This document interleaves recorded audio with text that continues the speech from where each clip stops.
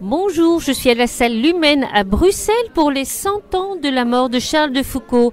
Alors Charles de Foucault, le frère universel, et je rencontre ici Régis à l'accueil pour l'association El Kalima. Alors bonjour Régis. Bonjour.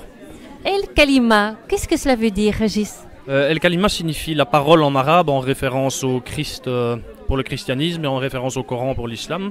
Alors c'est une SBL, c'est en fait un centre chrétien pour les relations avec l'islam, dont le but est vraiment de favoriser les relations, de créer des espaces de rencontre pour musulmans et chrétiens, pour apprendre à mieux se connaître. Et c'est vraiment sous l'influence de Charles de Foucault? Non.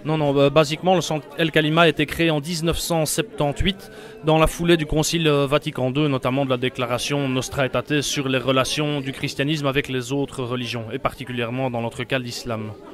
Alors je suppose que vous êtes ici en tant que chrétien. Est-ce qu'il y a un représentant islamique?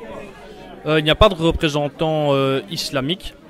En fait, la pièce qui a lieu aujourd'hui est une pièce qui est en ouverture de la SERIX. La SERIX, c'est la semaine de rencontres islamo-chrétiennes.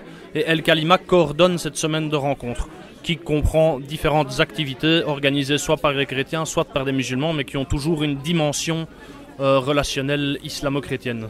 En fait, vous allez aller l'un chez l'autre alors? C'est cela, oui. Donc nous créons des espaces de rencontre, nous organisons des conférences, des ateliers, des témoignages, des concerts, des pièces de théâtre. Tout cela durant un peu plus d'une semaine jusqu'au 30 novembre. Avoir le monde qui arrive aujourd'hui, c'est une demande apparemment dans le public.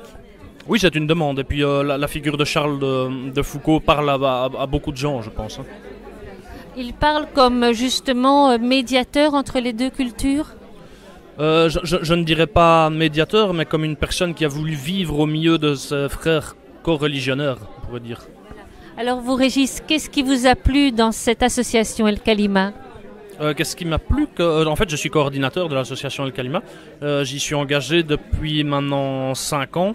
Et ce qui m'a plu, c'est qu'en fait, j'ai commencé à étudier la théologie et puis m'intéresser aussi aux relations avec les autres religions. Et en sortant de mes études, j'ai découvert El Kalima par hasard. J'ai postulé et c'est quelque chose qui me plaît vraiment, de pouvoir vivre profondément ma foi chrétienne en relation avec les autres. C'est très enrichissant.